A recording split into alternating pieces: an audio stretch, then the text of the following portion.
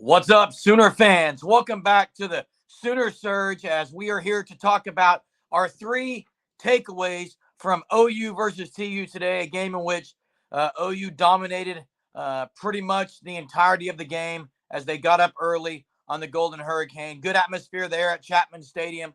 Jason and Brody are on their way back from the game right now, joining us here. So we're going to talk about three takeaways from the game, and we want you to drop your key takeaway from this game as OU dominated and heads to Cincinnati, Ohio next week for an early 11 a.m. kick. Let's get after it, guys.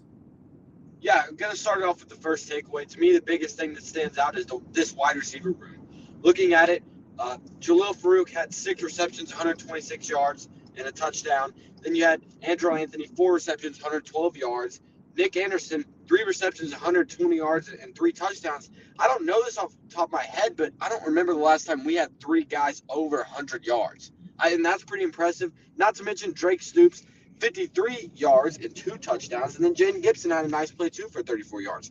So my takeaway is this wide receiver room is a very good wide receiver room, and I know it was a concern for people heading into the year, but it is not that. They have 2 guys who can be wide receiver ones. In my opinion, this wide receiver room is one of the positions, probably on the offensive side of the ball, the position that has improved the most from last season. I think this wide receiver room is legit. I like what Oklahoma has with their weapons. I like that they use their weapons more today.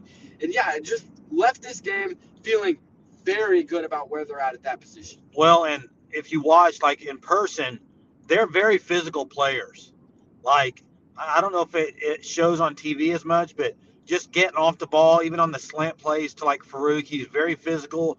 When the ball's in the air, and DG played an outstanding game today, by the way. DG was on point.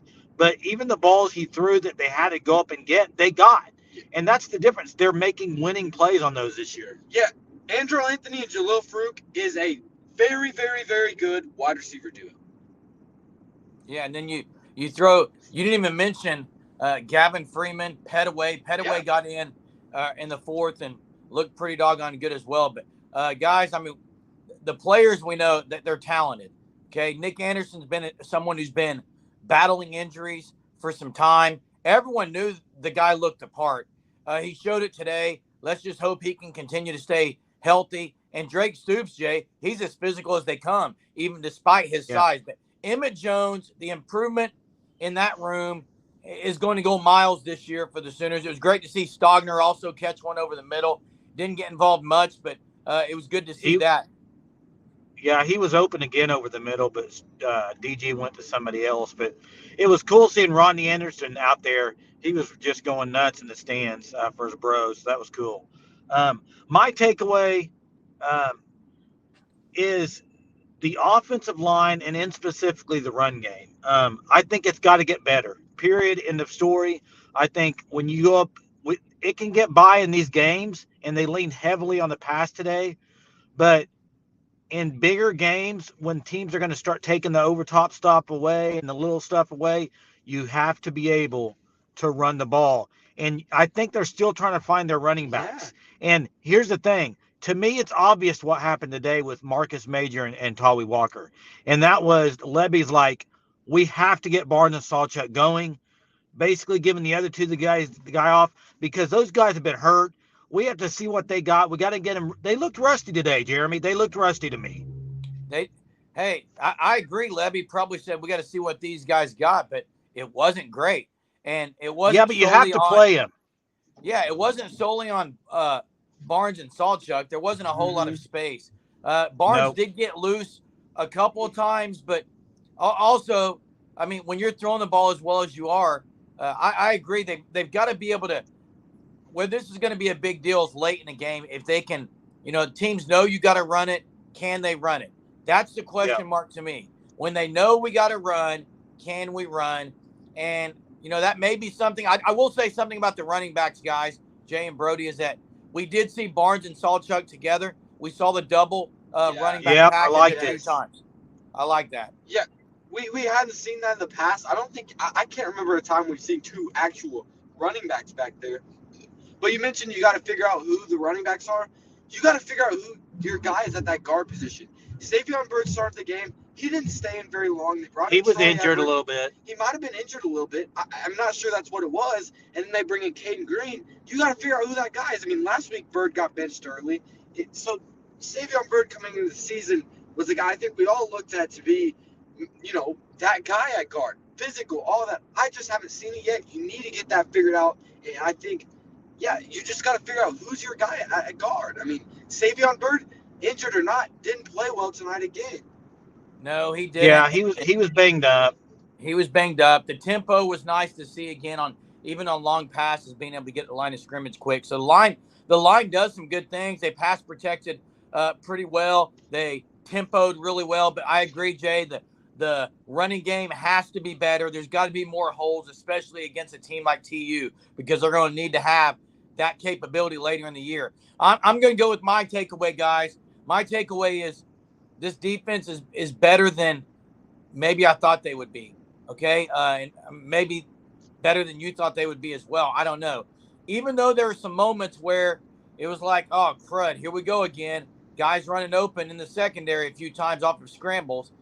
Despite those, and those were maybe even some second teamers in, the busts were minimum. I'll say that. Second of all, the linebacker room is way better than last year. And what someone said 2 weeks ago, and the guy, Butch Jones, right, who said this team's speed is, wow. You can see it, guys. It is different than last year.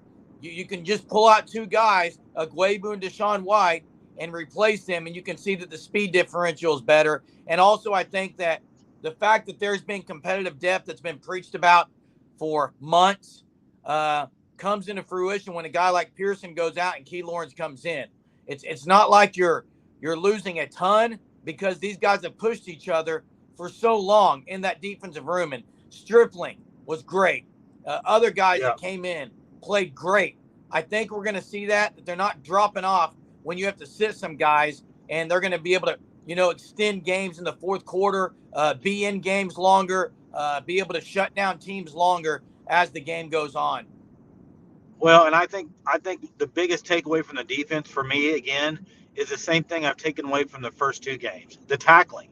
The tackling is so much better. They hit hard. Like, when they hit you, I mean, Spears Jennings made a couple booms. Pearson, Stutzman, the first play of the game, just decleated a dude. But they hit hard. They make good tackles. And they did have a couple busts today, but one of them was on Vickers, who is third string. He's came in. True freshman, kind of got lost in the zone coverage. Though. Yeah, they were playing that zone. The other one is Pearson. Pearson was on this guy's out route, which I watched the whole play happen, and Pearson was on him like glue. And the guy, quarterback was rolling out, and Pearson just jumped it thinking he was going to throw it, and the guy went deep. So I don't think it's anything. I'd rather a guy be aggressive like that. So I don't think it's anything to worry about. And believe me, BV let them know about it. I'll tell you that. He was lighting some people up on the sidelines at one point, pretty upset with some of it. So they'll get that cleaned up. Danny Stutzman is really going to make a case for the Butkus Award, man. Has to. And he's been amazing. Yeah, he's lights out, guys. And the other thing is, another game where Woody Washington, I don't think a ball was thrown his way. Gentry, guys. Gentry Williams is the real deal. We need him healthy. He is a difference maker with his size, his speed, to the quick outs that they run, the flare routes. He closes those down quickly. He's a good tackler. I'm excited for Gentry Williams. Excited for the defense in general, guys. So there you have it, guys. That's our takeaways. What's your takeaway, Sooner Nation? Drop them in the chat right now. Big week ahead. True road test at Cincinnati, 11 a.m. kick. We got a lot of things coming your way. Be a part of it here at the Sooner Surge. Drop your takeaways here in the chat. Till next time, guys. Boomer. Boomer.